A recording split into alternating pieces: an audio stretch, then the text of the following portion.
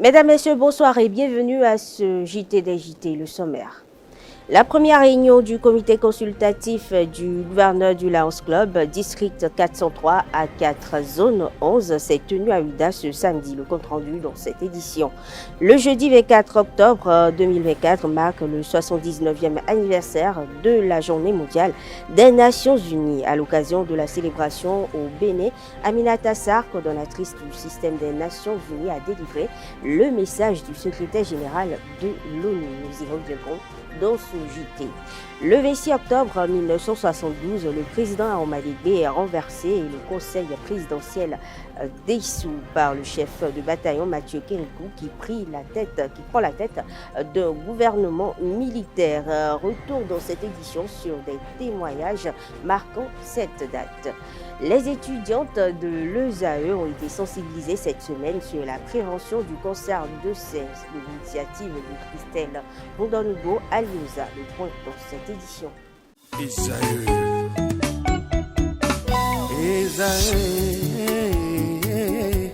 Vous recherchez une école de référence pour une double formation universitaire et professionnelle de qualité? Voici l'opportunité à ne pas rater. L'École supérieure d'administration, d'économie, de journalisme et des métiers de l'audiovisuel ESAE vous offre des programmes d'enseignement en licence et en master orientés vers l'emploi qui font d'elle une référence à travers les filières de l'administration générale et territoriale, l'administration du travail et de la sécurité sociale, droit, diplomatie et relations internationales, administration hospitalière, universitaire et intendance, journalisme et métiers de l'audiovisuel et toutes les filières des sciences de gestion. Une seule adresse, www.esae.bj. Rendez-vous dès maintenant sur nos campus ESAE Bedjromende au numéro 90 93 65 21 ou au numéro 98 98 14 00. Paracourt sur le numéro 52 46 12 12.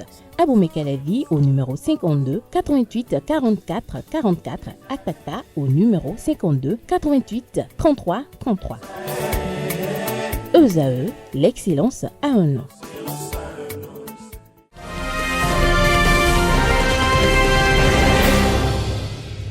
Bonsoir et bienvenue à nouveau les membres du Lions Club du district 403 à 4 zone 11 ont tenu ce samedi 26 octobre 2024 à l'hôtel Jeddah à Ouidah la première réunion du comité consultatif du gouverneur du district après 3 mois de travail. Le point de ces assises dans ce reportage signé ESAE TV. Après quelques mois de travail, l'heure est au bilan. Les membres du Lions Club international de la zone 11 du district 403 à 4 tiennent ce samedi 26 octobre 2024 la première réunion du comité consultatif du gouverneur à l'hôtel Djegba de Ouidah. On se réunit chaque trimestre, c'est un exercice que nous faisons afin d'évaluer justement les performances de services que nous rendons à la communauté. À ce titre, nous passons en revue nos effectifs qui sont un point fort pour nous et surtout les actions humanitaires que nous faisons en termes d'impact, en termes de finances et surtout rentrer dans le processus qui est celui d'accompagner justement les pouvoirs publics dans les zones justement où la misère et la pauvreté existent encore. Pendant la période allant de juillet à septembre, les 6 Lions Club de la zone 11, appuyés par les Léo Club, ont impacté la communauté à travers diverses œuvres sociales. Il y a des indicateurs de mesure de nos actions, de nos œuvres. Et ici, nous échangeons entre clubs pour voir qui a performé plus que l'autre, à quel niveau il a réussi, à quel niveau il a moins performé. Et on échange les idées. Par exemple, comment faire en sorte que les gens viennent nombreux aux réunions, comment faire en sorte que les gens viennent nombreux aux œuvres, comment les œuvres vont être plus structurantes. Parce qu'il ne s'agit pas de faire des œuvres de façon éparpillée, mais faire en sorte que les œuvres soient structurantes et qu'il y ait un impact. Donc nous avons échangé autour de ces questions-là. Et nous espérons que dans les prochains jours, les prochaines années, nous puissions mobiliser plus de ressources financières pour aider plus de populations avec les besoins de notre communauté qui sont grandissants. La première responsable de la région apprécie le travail abattu pendant ce premier trimestre dans la zone 11. Je suis très satisfaite de tout ce qui a été fait pour le trimestre. Bien sûr, tout n'est pas rose, mais je crois que nous allons améliorer nos performances pour que le trimestre prochain, nous puissions faire ce qui a été mal fait. Donc, en tant que président de région, je dois voir tout ce je dois prodiguer des conseils à mes présidents de zone pour pouvoir faire le travail qui nous est assigné par le gouverneur du district 403 à 4. Pour le deuxième trimestre, les Amis Lions de la zone 11 ont pris plusieurs résolutions afin de renforcer leurs interventions au sein de la communauté. Nos services vont s'intensifier. Nous allons aussi travailler à recruter des membres pour être certain que notre association, de par sa démographie, soit toujours aussi forte, que nous mobilisons assez d'argent, surtout à cause de moyens matériels, pour justement accompagner notre État, nos populations dans les défis du quotidien.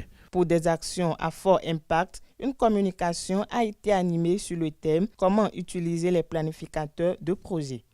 L'ONU a célébré 24 octobre dernier le 79e anniversaire de la Journée des Nations Unies, marquant l'entrée en vigueur de sa charte depuis 1945. Dans le cadre de la célébration, la coordonnatrice du système des Nations Unies au Bénin a délivré devant la presse le message du secrétaire général de l'organisation, un message d'appel au maintien collectif des idéaux de l'organisation et à une synergie mondiale entre tous les pays, ce à travers des mesures fermes et des solutions multilatérales en faveur de la paix et d'une planète florissante. Retour sur la célébration avec la SRTV. L'Organisation des Nations Unies célèbre son 79e anniversaire. Le système des Nations Unies au Bénin n'est pas resté en marge de cette célébration. Il y a 79 ans, des cendres de la Seconde Guerre mondiale, naissait l'espoir d'un monde sans guerre, oppression ni misère. Inscrit dans la Charte des Nations Unies, cet idéal a guidé notre action pour la paix, le développement durable et les droits humains, avec des avancées notables. Aujourd'hui, face à des défis inédits, il est urgent d'adapter le multilatéralisme. Lors de l'Assemblée générale des Nations Unies, le 22 septembre dernier, les nations ont adopté le Pacte pour l'avenir, le Pacte numérique mondial et la Déclaration sur les générations futures, des repères essentiels pour un monde en mutation. Ces documents, fruits d'une intense collaboration entre États membres, marquent une étape clé dans l'évolution de l'ONU. Malgré ces nobles actions, il est important que les Nations Unies entrevoient des réformes qui permettent aux autres pays, notamment africains, d'avoir leur mot à dire. Il faudrait que, lorsque nous nous retrouverons dans quelques années, nous ne soyons pas encore à définir de nouveaux objectifs, à trouver de nouveaux slogans, et que nous puissions enfin dire « nous avons réussi, nous y sommes arrivés ». Nous croyons qu'il est important de réformer le multilatéralisme, et c'est la raison pour laquelle, au Bénin, au-delà des questions de siège permanent au système des Nations Unies, nous croyons qu'il faut d'abord et avant tout réformer la question du droit de veto. Tant que le droit de veto sera en place, même si l'Afrique a 5 places ou 10 places au Conseil de sécurité, ça ne servira à rien. Et donc aujourd'hui, en cet anniversaire du système des Nations Unies, je me permets de le dire, de rappeler le fait que pour nous au Bénin, la vraie réforme est celle qui va jusqu'à la réforme du droit de veto, qui permette de promouvoir un système multilatéral dans lequel le consensus devienne la nouvelle règle et la nouvelle norme, et que nous ne soyons pas simplement dans un multilatéralisme où certaines puissances imposent leur desiderata en utilisant leur droit de veto. C'est important que nous le fassions, c'est important si nous voulons que le multilatéralisme soit accepté par nos peuples, soit accepté par cette jeunesse vibrante que nous avons en Afrique et que nous avons au Bénin et qui attend de nous des résultats. Au cours de cette commémoration, 7 journalistes béninois ont reçu des attestations pour leur engagement dans la sensibilisation pour l'atteinte des objectifs de développement. Nous constatons sur le terrain, nous dénonçons, nous disons ce que nous voyons. Mais après tout, c'est aux gouvernants qu'il revient d'agir. Les actions, c'est beaucoup plus à leur niveau. Donc, en tant que journaliste, la veille, elle doit être toujours permanente à notre niveau. Les questions de conscientisation, d'appel à mieux faire sur les questions de santé, sur les questions d'éducation, sur les questions de changement climatique qui affectent au quotidien nos populations. Autant de préoccupations, c'est vrai, sur lesquelles des actions sont menées, mais quand on se met au niveau de la société, c'est à croire que rien n'est fait et donc il faudra faire davantage. L'action du système des Nations Unies vise à travailler à un monde pour la dignité humaine et l'égalité des opportunités pour tous. 26 octobre 1972, 26 octobre 2024, 52 ans déjà que le peuple dahoméen, opprimé et humilié, a été débarrassé du régime de démission nationale du Conseil présidentiel. Les forces armées dahoméennes, dont leur proclamation affirmait solennellement l'avènement d'une ère révolutionnaire pour notre pays. Cet élément de la SRTB que vous allez suivre retrace l'histoire. Il était une fois, le 26 octobre 1972, au Dahomey, un matin où le vent du changement souffle, emportant avec lui l'instabilité politique et laissant place à un homme en uniforme, prêt à transformer le destin de la nation. Depuis l'indépendance en 1960, le Dahomey vacillait sous le poids des rivalités régionales et de gouvernements éphémères. En moins de 12 ans, 3 présidents, Hubert Maga, Souroumiga Apiti et Justin Aomarigbe, avaient tour à tour pris les rênes du pouvoir, mais sans jamais parvenir à instaurer une paix durable. Le peuple, fatigué par les querelles politiciennes, attendait un changement qui allait venir du cœur de l'armée. Dans cette aube du 26 octobre 1972, la ville de Cotonou se réveille sous une tension particulière. Des rumeurs circulent, mais rien de concret. Puis, soudain, la nouvelle éclate. Le commandant Mathieu Kérékou et ses hommes viennent de renverser le gouvernement. En quelques heures, le conseil présidentiel est dissous, la présidence tournante abolie et l'armée prend le contrôle, sans rencontrer de réelle opposition. Dans un discours radiophonique, Kérékou s'adresse à la nation avec des mots simples, mais pleins de promesses. L'armée s'engage solennellement à donner au peuple dahoméen l'espoir d'une aube véritablement nouvelle. Vive l'armée, vive la révolution, vive le Dahomey, Cotonou, le 26 octobre 1972.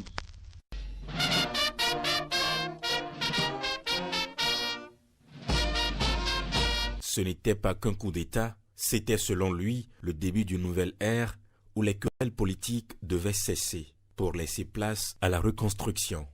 Ce jour-là, la jeune République change de cap. En 1974, le marxisme-léninisme est proclamé comme idéologie officielle. Et en 1975, le pays prendra le nom de République populaire du Bénin. Le Dahomey, ce royaume de tradition, entrait dans une aventure idéologique nouvelle, pleine de promesses, mais aussi de dérives. Pendant près de 2 décennies, le pays vivra au rythme des slogans révolutionnaires, des nationalisations et de la répression. Les anciens leaders seront arrêtés et le peuple devra s'adapter aux rigueurs d'un régime de fer. Mais ce 26 octobre 1972, pour beaucoup, reste un jour d'espoir. C'était le jour où un homme, venu du Nord, avec un rêve de justice et de stabilité, décida qu'il était temps de mettre fin au chaos et d'écrire un nouveau chapitre. Ainsi commence l'histoire du 26 octobre au Dahomey, un jour où le vent tourne et laisse place à un régime qui marquait l'histoire du pays pour des décennies. Parlons toujours de cette ère révolutionnaire. Quelques témoins se souviennent encore des faits marquants. Leurs propos ont été recueillis par la SRTB. Coup d'État, je vous ai dit, le Dahomey est trop petit pour avoir 3 présidents. La période révolutionnaire, c'est une belle période. Il y a eu plusieurs coups d'État qui ne changeaient rien. Le coup d'État qui pouvait vraiment libérer le pays, ça n'a été que le coup d'État du 26 octobre 1972, dirigé par Mathieu Kérékou. Pendant la Révolution et même pendant toute la durée de la Révolution, le Bénin ne rasait pas les murs. Il était vraiment très, très estimé. Nous l'avons assez combattu. C'est une belle page de l'histoire nationale. On ne pourrait même pas la fermer. Ce que je retiens, c'est que Kérékou est un véritable patriote, un nationaliste et quelqu'un qui a œuvré de tout temps pour l'unité nationale.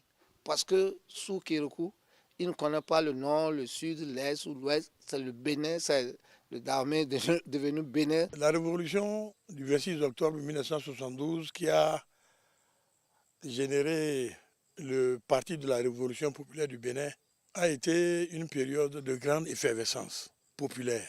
Parce qu'au soir du 26 octobre 1972, Mathieu Kérékou, après son discours, l'a achevé avec le terme, je cite, « Vive la Révolution ». Il n'y en a pas, je dis bien, il n'y en a pas au Dahomey un seul citoyen qui n'ait levé les bras au ciel pour remercier Dieu de ce qui arrivait à notre pays avec cette belle et grande initiative des forces armées dahoméennes à l'époque. Chemin faisant, il y a eu le discours programme du 30 novembre 1972, à l'élaboration duquel tout le peuple a participé, plus tous les syndicats avaient pris part à l'élaboration de ce discours programme. C'est peut-être le lieu de préciser que ce programme a été élaboré avec deux volets. Le premier volet était celui des cadres administratifs du pays qui s'étaient retrouvés à la présidence de la République, qui ont élaboré aussi leur programme. Et il y avait nous autres, syndicats, jeunes, mouvements, femmes, même des paysans, qui nous étions retrouvés à l'ancien palais des congrès, où nous avons également, de notre côté, élaboré ce que nous pourrions appeler à l'époque une esquisse de programme pour le gouvernement. Cette prononciation a suscité un enthousiasme général, un enthousiasme auquel tout le peuple a pratiquement adhéré. Le ministre d'État du Développement et de la Coordination de l'action gouvernementale, Abdoulaye Biotchane, a procédé à l'installation officielle du comité de pilotage du secrétariat permanent de la stratégie nationale d'inclusion financière. C'était le mardi dernier. Et le point est signé SRTV. Beaucoup de nos concitoyens, là où ils vivent, n'ont pas accès aux services financiers. Inverser la tendance, c'est désormais la mission du comité de pilotage et du secrétariat permanent de la stratégie nationale d'inclusion financière. C'est un instrument qui se concentre essentiellement sur l'utilisation durable des services financiers formels.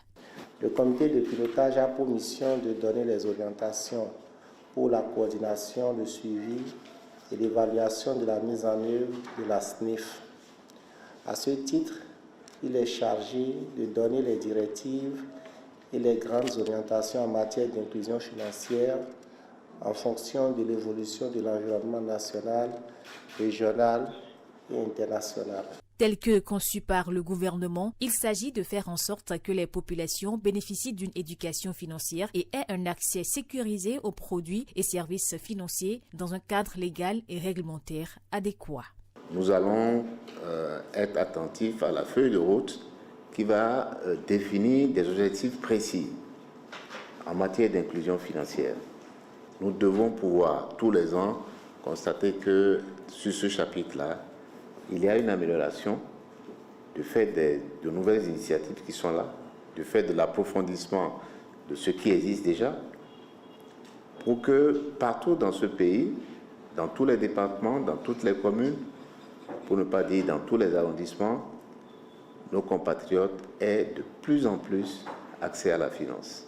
Selon un rapport de l'UEMOA, l'indice d'inclusion financière du Bénin est passé de 0,479 en 2016 à 0,667 en 2021. L'ambition est d'améliorer cette performance et de faire de l'inclusion financière un facteur de croissance économique.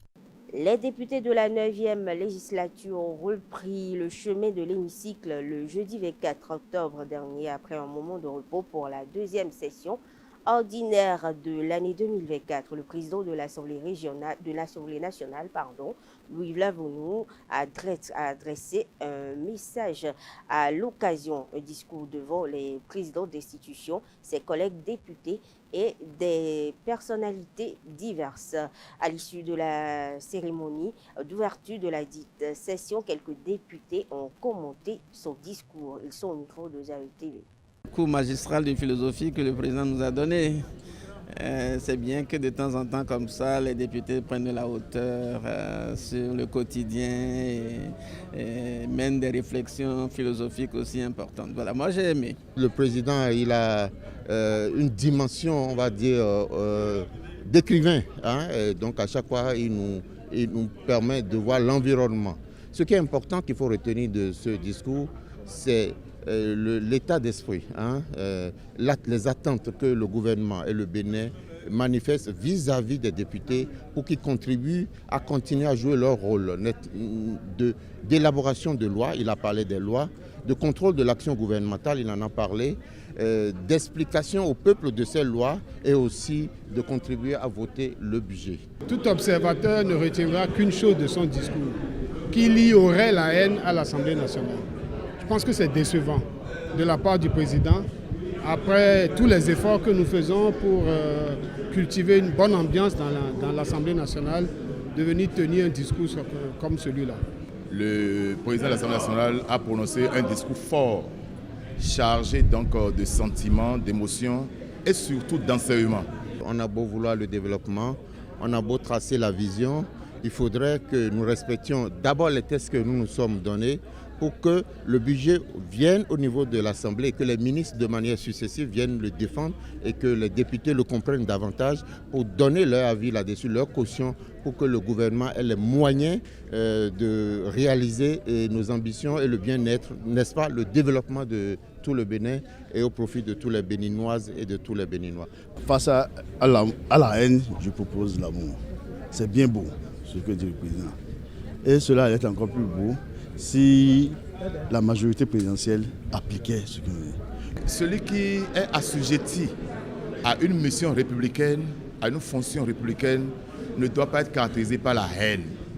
Le président a mis l'accent sur ça. Il a prononcé maintes fois le mot haine. Et moi, je l'accompagne dans ce sens pour dire que la haine et l'aigreur ne doivent pas habiter celui qui est assujetti à une fonction républicaine. Lui-même l'a suggéré à un moment donné. Je pense que l'amour et la haine, c'est les deux faces d'une même médaille. Donc, je ne sais pas si en lançant la même médaille, vous trouvez la solution et le problème. Je ne pense pas. Mais bon, ça, c'est l'approche du président de l'Assemblée nationale que je respecte. Voilà. J'aurais beaucoup aimé que le budget sera voté, qu'on dise à la fin que les dialysés, la prise en charge des dialysés est totalement gratuite. Parlant donc de la loi des finances 2025, la loi des finances 2025, le président de l'Assemblée nationale a été clair. Et c'est une loi qui n'amène plus d'autres mesures coercitives, disons, visant donc à corser un peu les choses au niveau donc de la population. C'est une loi de finances, je vais dire, d'ordre social. Il n'y a plus de nouvelles mesures. Et en la matière, nous qui sommes députés républicains, nous qui sommes députés, nous qui voulons le développement de notre pays, nous qui voulons que ce pays change de visage, ce pays change d'image, nous sommes appelés à voter pour ce budget afin de donner les outils nécessaires au gouvernement pour que notre pays puisse connaître le vrai développement qu'il attend depuis des lustres. Avant 2016, le secteur éducatif était caractérisé par une crise permanente en raison des grèves intempestives. Conséquence, les années scolaires duraient 5 mois au lieu de 9 et il fallait faire des acrobaties pour valider l'année. Depuis 2016, l'encadrement du droit de grève a permis de redorer le blason de l'école publique. Les résultats s'en trouvent améliorés. Le ministre de l'Enseignement secondaire technique et de la formation professionnelle, Yves Chabi-Kwaro, dans l'émission réédition de compte PAG 2021-2026 co-animée par les confrères Marcel Arossi de la télévision nationale et Honoré Naoum de la Radio Cotonou, a dressé le bilan de 8 années de gestion. Suivant ensemble. Oui, parlant de gouvernance, effectivement, beaucoup de choses ont changé et c'est visible. Je vous prends à témoin. La première chose que je peux dire, c'est déjà le temps scolaire qui, depuis il y a quelques années, depuis 8 ans, le temps scolaire est respecté. Pour nous, le temps scolaire est sacré parce que le temps ne se rattrape pas. Alors, lorsque une année qui doit faire 9 mois est amputée, comme par le passé où on avait des années scolaires de 5 mois, vous comprenez que cela pose des problèmes. Donc, vous observez que depuis quelques années, le temps scolaire est vraiment respecté. Il n'y a plus de grève intempestive. C'était la principale cause. Les apprenants et surtout les enseignants se donnent au travail avec joie, avec gaieté, avec enthousiasme. Ça, c'est le ministre qui parle. Hein? Oui, avec enthousiasme, ils se mettent au travail et ça, je crois que c'est à l'actif de tous les acteurs. Évidemment, du gouvernement, mais de tous les acteurs que je viens de citer. Toujours au niveau de ce sous-secteur, vous allez aussi constater qu'il y a un regain de confiance vis-à-vis de l'école publique. Par le passé, les parents d'élèves, y compris peut-être vous et moi, nous envoyions systématiquement nos enfants dans le privé, pas parce que c'était pas fantaisie, mais justement parce qu'il se posait des problèmes de confiance. La confiance est revenue et aujourd'hui, les parents d'élèves inscrivent les enfants dans le public sans problème. Et cela se traduit par les statistiques. Ce qui a également changé en termes de gouvernance, c'est les marges d'erreur, la gestion, mettons, qui ne tient pas compte des données statistiques réelles. Aujourd'hui, avec le numérique que nous implémentons au niveau du sous-secteur, c'est des choses qui sont réglées. Alors, nous gérons les flux avec beaucoup moins d'erreurs, nous gérons avec précision, nous mettons à contribution le numérique pour faire de la gestion efficiente, donc nous gagnons en temps, en énergie, et cela peut se constater à plusieurs niveaux, que ce soit au niveau des examens, que ce soit au niveau du suivi des enseignants, du suivi des programmes scolaires, etc. etc. Par exemple, ce qui concerne les examens, vous savez que par le passé, pour le moindre papier, un apprenant pouvait quitter des centaines de kilomètres, quitter carrément pour venir jusqu'à Porto-Novo, rien que pour prendre une attestation. Aujourd'hui, c'est révolu. Voilà donc globalement ce que je puis vous dire. Il y a bien d'autres choses. Si le temps permet, nous allons revenir là-dessus.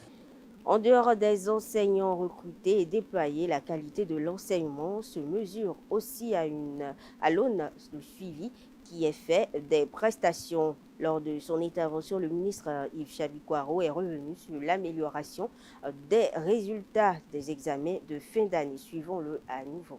Aussi, beaucoup de choses ont changé. Nous avons évoqué la gouvernance, nous avons évoqué la disponibilité des enseignants en nombre suffisant et de qualité. Nous avons également évoqué le temps scolaire qui désormais est utilisé judicieusement, donc il n'y a plus de perte de temps scolaire et bien d'autres choses. Et tout ça a donné des résultats. Les résultats, c'est en chiffres? En chiffres. C'est ce que vous observez. En 2016, nous étions pour le BPC, je dis bien le BPC, oui, à 15,81% de succès en 2015. Dès votre arrivée? En 2023, donc les résultats derniers là, 69,21%. Et la courbe est ascendante. La courbe est ascendante. Et quand je prends le baccalauréat, pour le baccalauréat, nous étions en 2016 à 30,14%. Et l'an dernier, en 2020, 63,08%. Ça, c'est des indicateurs qui parlent d'eux-mêmes et qui nous rassurent de ce que les réformes engagées sont. Est-ce que ce ne sont pas des résultats politiques aménagés? Non, ce n'est pas possible que cela soit ainsi. Notre baccalauréat est respecté dans la sous-région, vous le savez très bien. D'accord. Notre baccalauréat est respecté dans la sous-région. Et il y a de ces pays, lorsque vous allez avec un baccalauréat béninois, européen, des pays européens, vous ne refaites pas le baccalauréat, contrairement à... Vous avez le sentiment que c'est de la même façon jusque-là? Oui, bien sûr. Bien sûr. L'éducation n'a de valeur que lorsqu'il y a de la rigueur. Et si nous voulons vraiment évaluer à sa juste valeur ce que nous faisons, il faut forcément de la rigueur, non seulement pendant l'apprentissage, mais aussi au moment des évaluations. Donc, c'est des résultats totalement honnêtes. Après les séances de sensibilisation dans quelques universités privées telles que l'ESAE, la directrice administrative du parti Union progressiste Le Renouveau, Christelle Houdongo Alioza, a donné la part belle aux femmes de la dynamique CHA. Jeudi dernier, le point de la séance de sensibilisation dans ce reportage signé ESAE TV. Elles sont plus d'une centaine d'étudiantes de l'université ESAE Gbedjilomende à être sensibilisées sur la prévention du cancer du sein. Une initiative de Christelle Houdongo Alioza qui intervient en ce mois d'octobre rose. La palpation des seins, l'un des aspects essentiels sur lesquels la sage-femme a insisté au cours de sa communication. Nous avons insisté sur les facteurs de risque, nous avons insisté sur la prévention, nous avons insisté sur l'alimentation, nous avons insisté aussi sur le fait qu'on ne doit pas être sédentaire, on doit faire du sport pour éliminer les toxines qui se trouvent dans l'organisme. Pour limiter ce risque, il faut faire la prévention de la maladie. Et la prévention passe par l'autopalpation des seins. Et cette autopalpation passe par 2 étapes. Nous avons l'étape de l'observation et l'étape de la palpation proprement dite. Au cours de sa communication, les étudiantes de l'École supérieure d'administration de l'économie, de journalisme et des métiers de l'audiovisuel ESAE sortent de cette communication avec plus de connaissances. Pour voir si on a le cancer de sein, c'est très simple. Il faut apprendre à palper les seins soi-même. De cette communication, j'ai compris que le cancer de sein n'est pas une maladie avec laquelle il faut s'amuser. Et déjà, il faut apprendre à connaître son corps. Parce que quand tu n'as pas appris à le connaître, quand il y aura des changements, tu ne le sauras pas. Après cette séance riche en conseils, les étudiantes ont eu droit au dépistage gratuit dans la salle d'infirmerie. L'École nationale supérieure de génie mathématique et modélisation d'Abomey a organisé une séance d'échange sur l'insertion professionnelle au profit des étudiants ce mercredi 23 octobre 2024. Le point avec ESAE TV. À l'Université nationale des sciences, technologies, ingénierie et mathématiques UNSTIM d'Abomey, l'École nationale supérieure de génie mathématique et modélisation s'applique à préparer ses étudiants à s'insérer dans la vie professionnelle. Pour n'importe quel type d'emploi, les étudiants doivent acquérir de l'expérience. Et pour acquérir ces expériences, c'est qu'ils doivent aller dans les stages, aller faire les stages. Nous avons sollicité l'ANPE, secteur du Zoukoline, pour les entretenir sur le savoir-faire, le savoir-être. Le communicateur a partagé avec ses interlocuteurs du jour les opportunités et cadres dont dispose l'Agence nationale pour la promotion de l'emploi, ANPE. Dans leur présentation, ils nous ont parlé des bourses qu'ils offrent pour l'emploi et les stages, surtout leurs bourses de Open Classroom. Ils nous ont donné aussi des sites sur lesquels on peut voir leurs offres. Il est nécessaire de notifier que le programme PSE qui est mis en place par le gouvernement va nous permettre, nous, futurs ingénieurs, à pouvoir s'insérer beaucoup plus rapidement dans le monde professionnel. Les participants sont sortis aguerris de cette séance d'échange. Moi-même, j'avais déjà eu des idées de création d'emplois, c'est-à-dire faire de l'indépendant et peut-être apporter un soutien, un plus au gouvernement à partir de ma structure. Et avec l'échange qu'on a eu avec M. Dimandja tout à l'heure, on peut dire qu'il vient de m'apporter encore un plus parce qu'il a parlé des soutiens pour les indépendants, ce qui me motive beaucoup plus à foncer dans cette direction de devenir entrepreneur indépendant. L'École nationale supérieure de génie mathématique et modélisation, ENSGMM, forme des compétences pour plusieurs secteurs d'activité. L'organisation de la séance d'échange avec l'ANPE intervient à 24 heures de la soutenance de la 4e promotion de l'école. Le mardi dernier, le président de la Cour constitutionnelle du Bénin a reçu en audience Jacques Migan, président du Haut Commissariat à la prévention de la corruption. Les échanges au cours de cet entretien ont porté sur la question de lutte contre la corruption au Bénin. À la sortie de cette audience, le président du Haut Commissariat à la prévention de la corruption, Jacques Migan, s'est prononcé et il a fait le point de leurs échanges. Ces propos ont été recueillis par Eusaïti. Je crois que nous avions eu plusieurs visites de courtoisie. Mais en rencontrant ce matin le président de la Cour constitutionnelle, nous avions eu des conseils d'un grand sage, quelqu'un qui est un expérimenté, quelqu'un qui, je dirais, pour avoir servi non seulement au Bénin, professeur, recteur et doyen, qui a servi aussi à l'extérieur, dans la sous-région, dans des organismes internationaux et qui a été ministre, et qui est aujourd'hui président de la Cour constitutionnelle.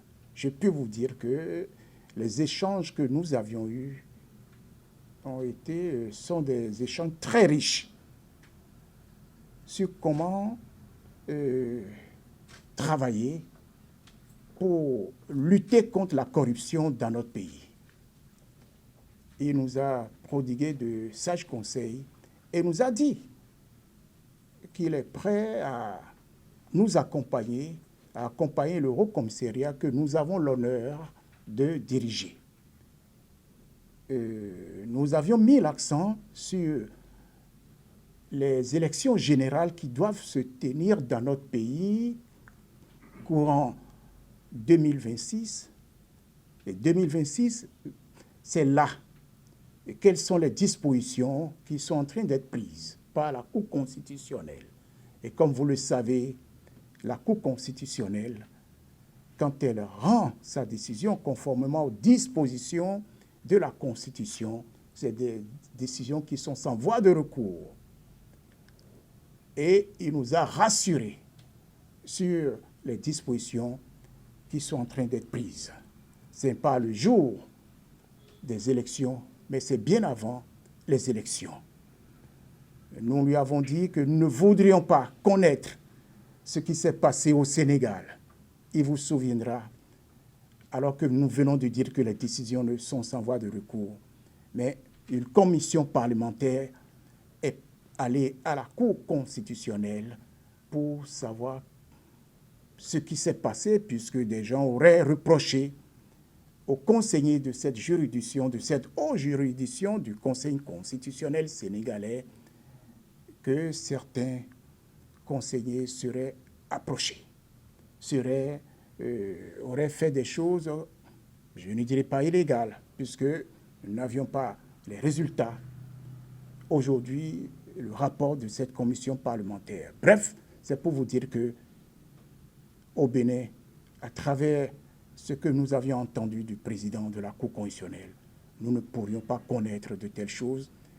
Il nous a rassuré que les élections se passeront en paix. Le professeur Okri Pascal Tossou, enseignant-chercheur à l'université d'Abomey-Calavi, a été désigné chercheur à la une par le réseau africain d'analyse du discours pour le mois de septembre 2024. Au micro de Zaï TV, le professeur Pascal Okri Tossou est revenu sur ses motivations et ses perspectives pour l'avenir. L'avenir, c'est vrai qu'on ne peut pas le décrypter tout seul en matière de recherche, sauf qu'on ne va pas s'arrêter en si bon chemin. Lorsque vous avez beaucoup qui croient comme ça en vous, vous êtes obligé de vous remettre en question, de cravacher encore davantage.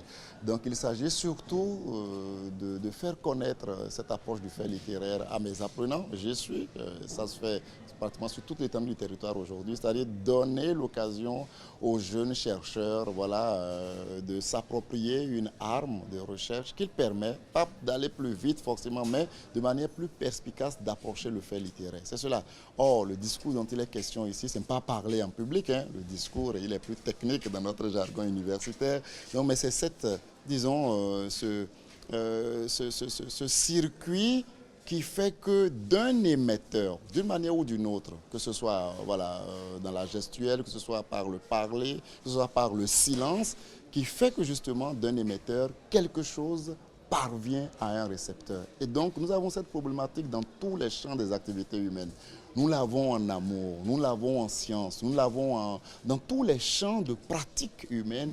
Vous avez, n'est-ce pas, ce fil conducteur. Et quand il n'est pas bien tissé, il conduit à tout ce à quoi on assiste aujourd'hui. N'est-ce pas? Je ne veux pas évoquer les drames sur le plan international, mais vous voyez que si on s'assied et qu'on parle, si on se regarde et qu'on se comprend, si on se touche et que le message passe, les crises vont s'estomper. Malheureusement, nous n'y sommes pas encore. La première édition des Journées des médecins du Bénin s'est tenue du 24 au 26 octobre 2024. Le lancement des activités d'échange et de réflexion a eu lieu au Palais des Congrès de Cotonou et a été présidé par le ministre de la Santé, Benjamin Rokpati, en présence du représentant résident de l'Organisation mondiale de la santé. Le point est signé Canal 3 Bénin. Ce regroupement est une première au Bénin. Les médecins béninois et ceux de la diaspora se réunissent pour parler de leur corporation. Exercice de la médecine au Bénin. Hier et aujourd'hui, bilan, défis et perspectives, c'est le thème objet des débats. Et cette première édition des Journées des médecins du Bénin vise donc à encourager une réflexion approfondie sur l'avenir de la profession médicale. Nous avons souhaité que ces journées soient un espace d'échange sur des sujets cruciaux, notamment le code de déontologie qui régit notre éthique professionnelle, la formation des médecins en rapport avec l'adéquation du monde professionnel, les difficultés auxquelles le médecin est confronté dans l'exercice de sa profession, les défis cruciaux de la rémunération des médecins au Bénin, une préoccupation majeure qui persiste, la résilience des formations sanitaires privées et le financement des projets médicaux dans le secteur privé. Le système de santé béninois comme ailleurs est confronté à des problématiques liées au manque de financement. Et pour corriger le tir, le gouvernement béninois, en collaboration avec l'OMS et d'autres organismes partenaires, œuvre pour le bien-être de ces hommes et femmes en blouse. Le gouvernement du Bénin, sous l'impulsion du président Patrice Talon, a entrepris des réformes hardies pour moderniser notre système de santé et le rendre plus performant et accessible à tous. Parmi ces réformes, je voudrais souligner, entre autres, la réforme des hôpitaux publics, qui vise à améliorer leur gestion, renforcer leur autonomie financière et garantir des services de qualité pour tous les citoyens. Je voudrais, au nom de l'ensemble des partenaires de la santé dont je suis le premier responsable, vous réitérer notre engagement à continuer le plaidoyer, mais surtout notre appui pour un développement harmonieux des ressources humaines dans le domaine de la santé au Bénin. Les Journées des médecins du Bénin est aussi l'occasion pour renforcer la solidarité entre ces professionnels de la santé. Dons de sang, marche de cœur et nuit de médecins béninois sont entre autres les activités au menu. Le ministère de l'Agriculture, de l'Élevage et de la Pêche à travers l'Agence territoriale de développement agricole Pôle 4 a réuni du 22 au 24 octobre dernier à Boïko les animateurs de la filière soja des départements du Zou et des collines. Ces assises dont le but est de réfléchir sur l'avenir de la filière et ces acteurs ont été ouvertes par Loubatou Saka, représentante du ministre. Pour plus de précision, voici cet élément signé Canal 3 Bénin. Acteurs de la filière soja, ils proviennent tous des localités qui composent la zone d'intervention du projet d'appui au développement des filières protéiniques PADEFIP.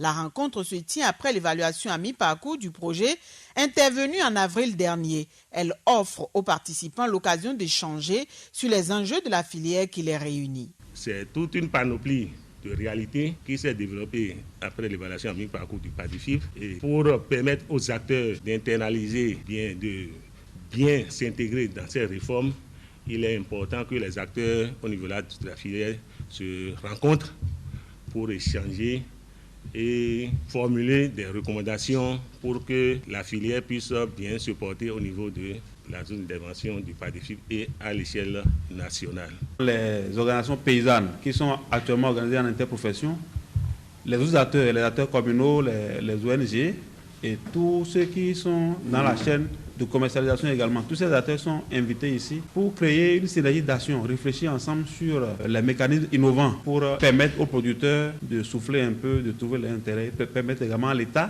qui a initié des réformes de transformation sur place du produit, donc également de trouver vraiment des passerelles d'entente. Dans un premier temps, il s'est agi de présenter à l'assistance les réalisations effectuées par chaque catégorie d'acteurs dans le cadre du projet et plus spécifiquement sur la campagne agricole de cette année. S'en est suivi les débats en vue de lever les goulots d'étranglement avec la nouvelle dynamique dans la filière. Et nous sommes aussi au début de la période de la commercialisation du soja. Donc, ces échanges vont nous permettre de préparer cette commercialisation-là en lien avec la dynamique qui est en cours. La zone d'intervention du projet va se mettre dans le mécanisme qui est en train d'être conçu pour la commercialisation du soja grain. Les communes de la zone d'intervention du projet vont s'intégrer à cette dynamique-là pour le bonheur des producteurs, pour le bonheur des transformateurs et pour le bonheur de l'ATDA 4. Les contributions des uns et des autres nous permettront d'atteindre les objectifs de l'atelier, à savoir faciliter le dialogue à travers la création d'un espace d'échange entre producteurs, transformateurs, projets, programmes, institutions publiques. Identifier les enjeux à travers l'analyse des défis et opportunités de la filière soja au niveau local et national. Promouvoir les pratiques durables et responsables au sein de la filière. À la fin des différents travaux de l'atelier, des recommandations ont été formulées. Les réflexions vont aussi se poursuivre afin que de grandes décisions soient prises pour la promotion de la filière soja. Passons à présent aux actualités hors de nos frontières. La Turquie va débuter sa mission d'exploration pétrolière et gazière dans les eaux territoriales somaliennes. Son navire de recherche Oruk Reis est arrivé vendredi au port de Mogadiscio. Son arrivée a été célébrée en grande pompe en présence du président somalien et du ministre turc de l'énergie, en vertu d'un accord d'exploration et de production d'hydrocarbures signé en mars entre les deux pays. La compagnie pétrolière nationale turque a obtenu le droit d'explorer 3 zones offshore sur une surface de 15 000 km². La mission de prospection devrait durer 7 mois. Le navire de recherche collectera donc à l'occasion des données sismiques afin de permettre à Ankara d'identifier des potentiels sites de forage.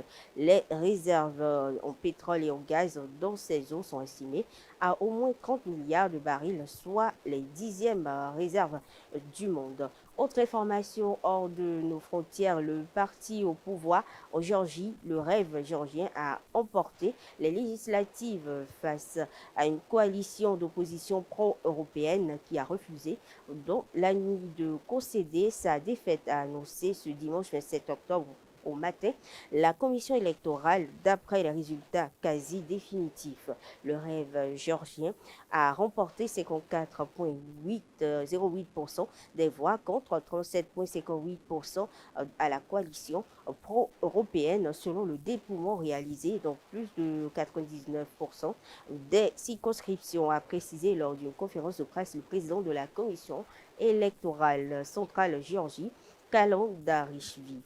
Sport dans cette édition à présent. Les Dragons bouffaient les requins lors de la 5e journée de la Ligue Pro au Bénin. Les requins ont mis le feu en marquant un but à la 15e minute, mais les Dragons ont avalé leur adversaire en marquant 3 buts à la 35e et 39e minute. Les requins ont déduit l'écart en marquant la 59e, mais les Dragons de l'Ouémé repartent avec les points de la partie.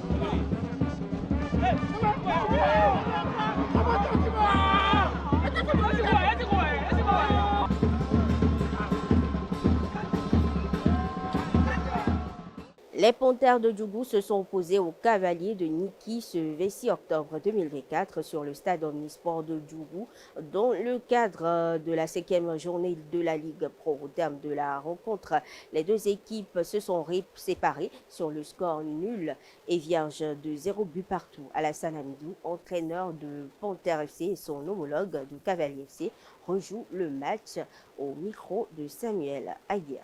Bon, effectivement, l'adversaire était bon physiquement et tactiquement, surtout en première mi-temps. Donc, si vous le savez très bien, en seconde mi-temps, on a vite à voir ce qui n'allait pas. Donc, on a fait 3 remplacements qui nous a apporté. On a joué, on a monté avec des occasions de but qu'on n'a pas eu à concrétiser.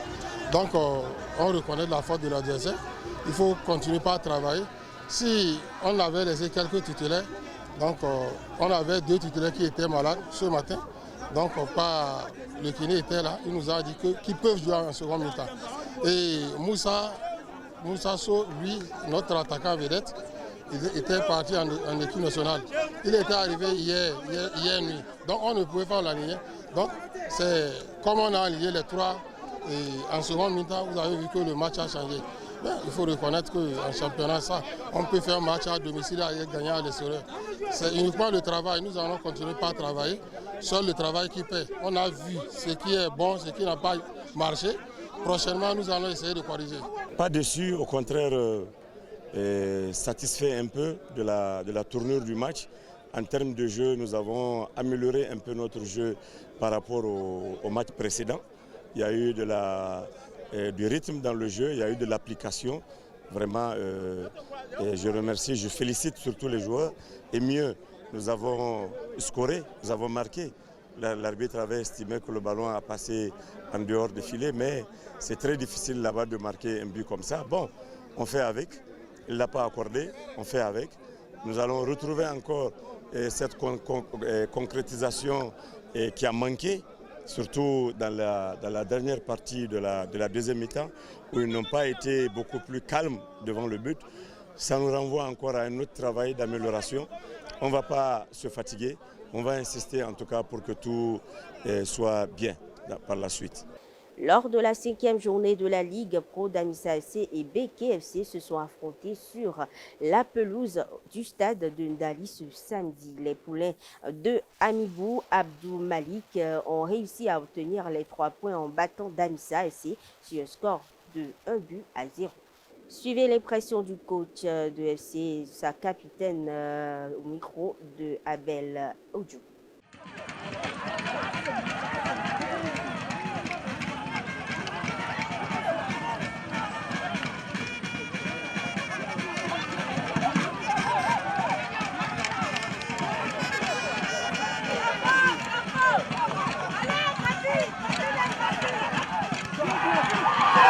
C'est une satisfaction.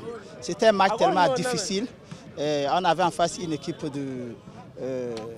d'Amissa qui était bien en place techniquement et tactiquement. Donc ceci n'a pas été facile pour nous. Mais nous avons pu résister et imposer aussi notre rythme. Donc voilà, on a marqué.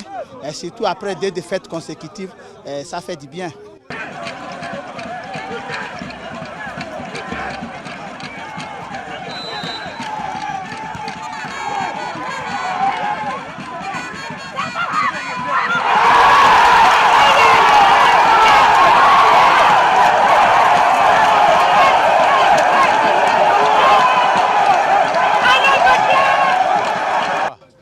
Je peux dire que c'est la joie qui nous anime. Puisque après 2 défaites successives, donc renouer avec une victoire à l'extérieur en plus, je crois que c'est une fierté.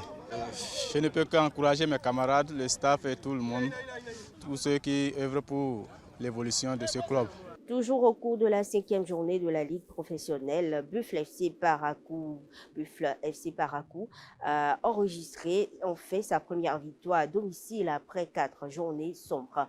Face à BOA FC ce samedi à Parakou, les poulains du coach Ibrahim Aboudou s'en sont finalement sortis sur le plus petit des scores, 1-0, suivi l'intervention du sélectionneur après la rencontre au micro de Marcel Pouty. Au-delà du travail devant les buts que j'ai toujours demandé, je crois qu'au niveau physique également, on va veiller à cela. Parce que j'ai remarqué déjà une certaine fatigue dès la première mi-temps au niveau de certains joueurs, notamment certains milieux de terrain. Voilà, avec le préparateur physique, on va se revoir. On va voir si est-ce que c'est une fatigue ou c'est au niveau du travail qu'il faut encore redoubler d'efforts. Comme vous l'avez bien vu, tous les matchs de cette Ligue Pro sont extrêmement difficiles pour tout le monde. Voilà. Mais je souhaite effectivement que ça soit un match déclic pour que Buffle FC puisse enchaîner les victoires dès le prochain match contre le Real à WC. J'ai trouvé un adversaire qui a un jeu direct.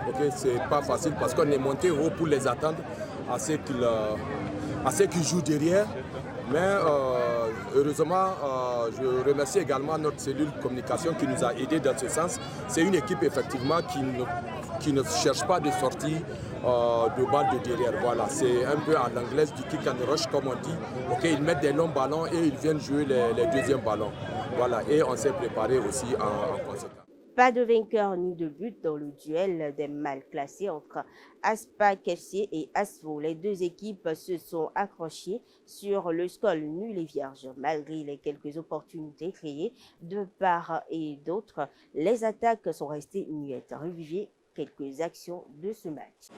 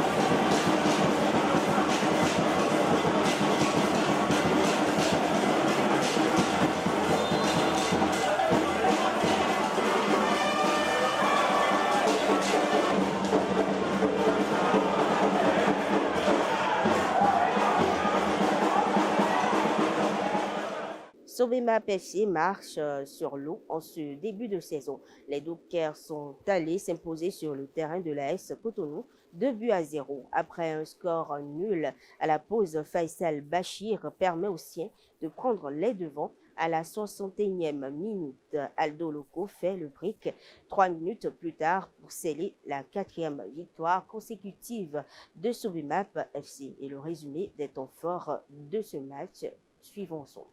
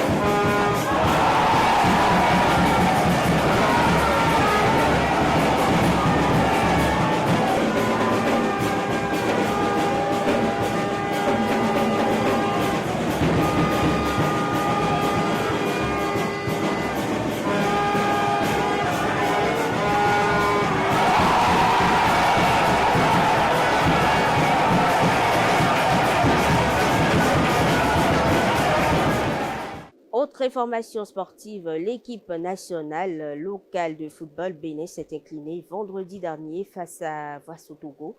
0 but contre 2 en match aller du premier tour des éliminatoires du championnat d'Afrique des Nations CHAN 2024.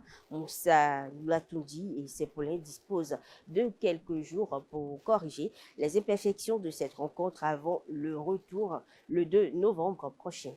Autre information, toujours, le Ghana a arraché le premier ticket qualificatif de la zone UFOAB pour la phase finale de la Coupe des Nations des moins de 20 ans 2025. En demi-finale du tournoi qualificatif à Lomé, cet après-midi, les Black Starlets ont battu les Éléphantos de la Côte d'Ivoire 2-1 et filent en finale. Le Nigeria et le Niger disputent actuellement le second ticket de la zone.